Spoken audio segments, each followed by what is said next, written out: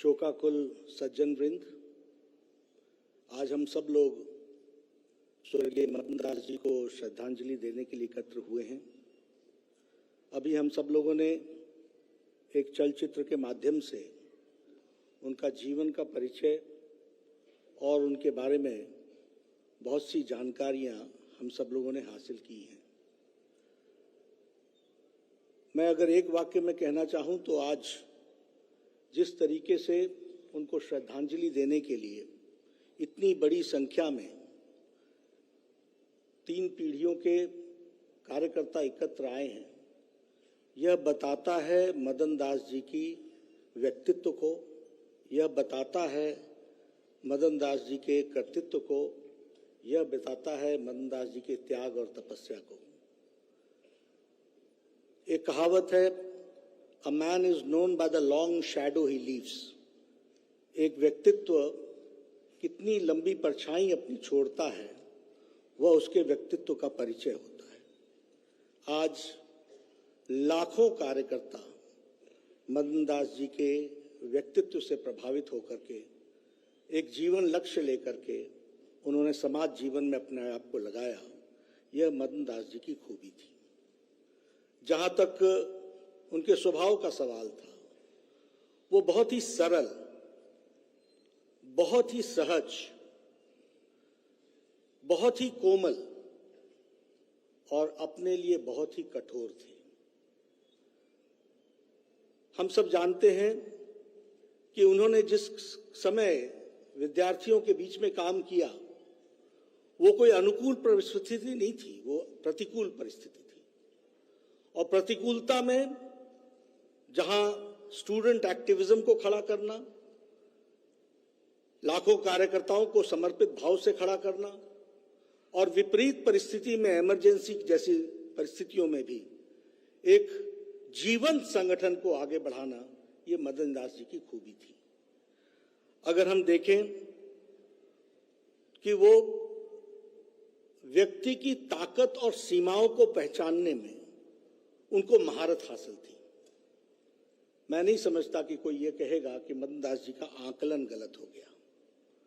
वह व्यक्ति की ताकत भी जानते थे, सीमाएं भी जानते थे और उसके अनुसार अनुकूल कार्य क्या देना है, इसके प्रति भी वो हमेशा उसको ध्यान में रख करके काम करते थे। हम लोगों ने सामूहिकता में अनामिकता ये उनसे ही सुना था।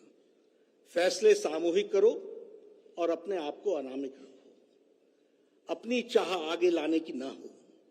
ये संस्कार देने का काम किया तो वो मदन दास जी ने किया। एक विशेष खूबी उनकी थी कि वो सर्वसम्मति लाने के लिए अंतिम पड़ाव तक पूरे संयम के साथ बैठते थे। मुझे याद है, मैं कई बार कहता था कि वो फैसला नहीं हुआ, तो कहते थे विषय को मुड़ने दो। तो मैं पूछता था ये मुड़ना क्या होता है? बोला तुमने विषय को दे दिया है, डाल दिया है, अब उस पर चर्चा होगी, चर्चा होते होते स्वाभाविक रूप से फैसले की ओर आएगा और जब तक वो स्वाभाविक रूप से फैसले की ओर ना आए तब तक इंतजार करना ये हमारी जिम्मेवारी है, क्योंकि हमें सबको साथ लेकर के चलना है। तो ये सामूहिकता में सर्वसम्मति से निर्णय लेना, लाखों कार्यकर्ताओं के जीवन में लक्ष्य स्थापित करना। हम सब लोग यहाँ बैठे हैं, सब ने सुना होगा planning in advance and planning in detail. Think globally, act locally. ये सब ऐसे ऐसे वाक्य थे जो संगठन के सूत्र को बनाने में, हम सब लोगों को एक तरीके से काम करने में हम बहुत ही लाभदायक रहे हैं। उनके पैरी निरीक्षण की ताकत थी। बहुत आप क्या कह रहे हैं और आप क्या कहना चाहते हैं और उसके पीछे भी आपके मन में क्या है, ये तीनों का भेद करने की ताकत मदन दास जी में थी। वो कई बार हम लोग को समझाते थे, संवाद करना और संवाद में अपने आप को शामिल कर लेना और उसमें से निकाल लेना, यह संवाद की कला होती है। प्रवास करना यानी घूमना और प्रवास करना यानी प्रवास में संगठन को आगे कैसे ले जाना, इसकी गहराई को समझने की जरूरत है। तो संगठन के सूत्र से, छोटी छोटी बातों से उन्होंने हम सबको सिखाया।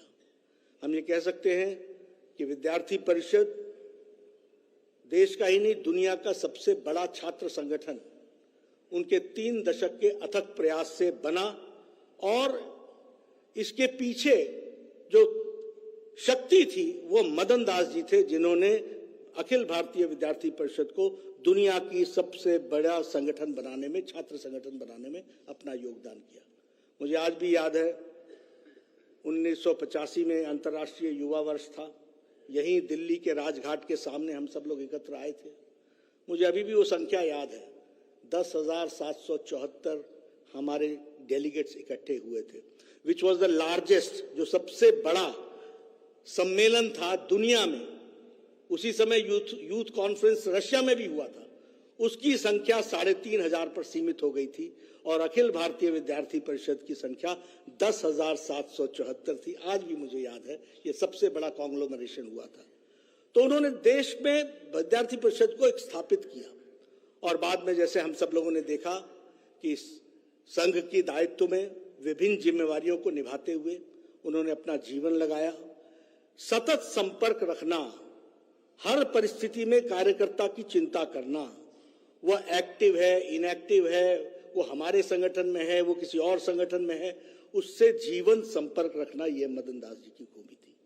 हम सबके लिए बहुत ही दुख का विषय रहा कि स्वास्थ्य ने अस्वस्थ होने, जल्दी वो अस्वस्थ हो गए और इस कारण से जो उनका और हमको मार्गदर्शन मिलता वो मिलना कम हुआ, लेकिन फिर भी अस्वस्थता में भी उन्होंने हमेशा सजीव होकर के हम सबका मार्गदर्शन किया है।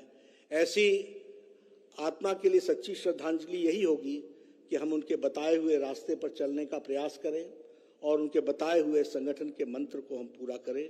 यही उनके लिए सच्ची श्रद्धांजलि होगी। ओम शांति, ओम शांति, ओम शांति।